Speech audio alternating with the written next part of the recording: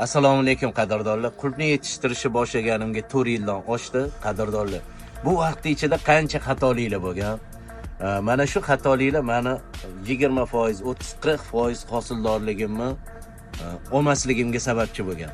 Qadrdonlar, men hozir o'zimni mana shu 4 yildagi xatolarimni hammasini to'plab va o'zimni yuzlab O'zbekiston bo'yicha shogirdlarimni xatosini to'plab xato qilma, bir qadam oldinda bo'lasan degan kursimni tayyorladim. Qadrdonlar, mana shu videoni kommentariyasiga plus belgisini yozinglar va sizlar bilan meni yordamchilarim bog'lanadi.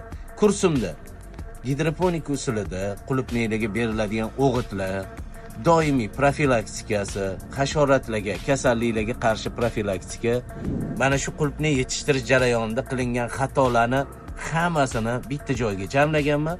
Sizlar uchun foydali bo'lsin deb. Qadrdonlar, kommentariyada plus belgisini yozinglar va kursga o'tib, o'zingizga kerakli ma'lumotlarni olib, bir qadam oldinda bo'linglar. Qadrdonlar, sog' bo'linglar, salomat bo'linglar.